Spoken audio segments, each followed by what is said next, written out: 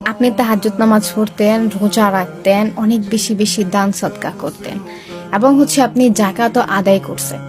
তো হাসুরের ময়দানে গিয়ে দেখলেন যে আপনার আমলনামায় কোনো আমল নাই।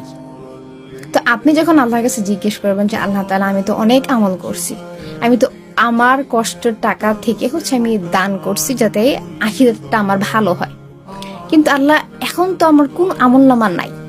তখন আল্লাহ তাআলা আপনাকে বলবে যে তুমি অনেক ভালো কাজ করছো, তুমি দান করছো, তুমি নামাজ পড়ছো, তুমি তাহাজ্জুদ নামাজ পড়ছো, যেই নামাজটা কিছু কম সংখ্যক মানুষই পড়তে পারে, কিন্তু তুমি আরেকটা কাজ করে ফেলছো যেই কাজটা তোমার সকল আমলনামাকে নষ্ট করে ফেলছে। আপনি যখন জানতে চাইবেন যে আল্লাহ তাআলা আমি কি এমন কাজ করছি, তখন আল্লাহ তাআলা বলবে তুমি গীবত করছো, তুমি মানুষকে অপবাদ দিছো, তুমি মানুষের হক নষ্ট করছো।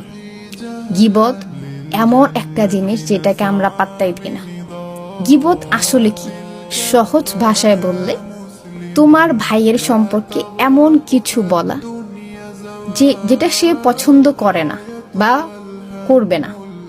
এখন যদি সেই কথাটা সত্যিও হয়ে থাকে, যেমন তানিয়া ভালো না, তানিয়া খারাপ, ফর এক্সাম্পল, যদি সে আসলে খারাপ হয়ে থাকে তাহলে সেটা হবে গীবত।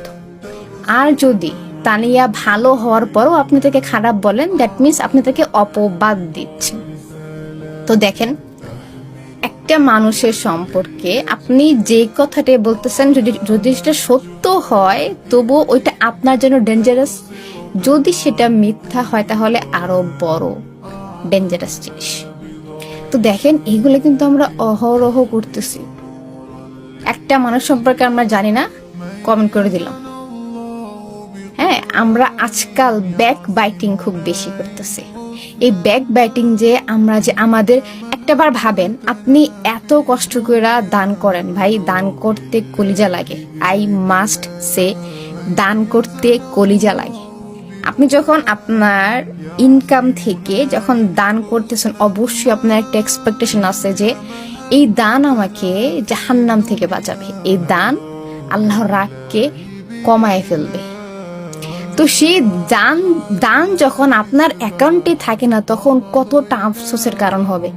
একটা আবার বুঝেন যে আপনি একটা ব্যাগের মধ্যে অনেকগুলো টাকা রাখলেন, কিন্তু আপনি বাসা আইসা দেখলেন যে টাকার নিচের ভাগটা ছেঁড়া, সবটাই কিন্তু পড়ে গেছে। তো ব্যাপারটা কেমন হবে বলেন? তো বর্তমানে আমরা এই কাজগুলোই করতেছি। আমরা সব কাজ করি, আমরা আমল করি, আমরা ইস্তেগফার করি।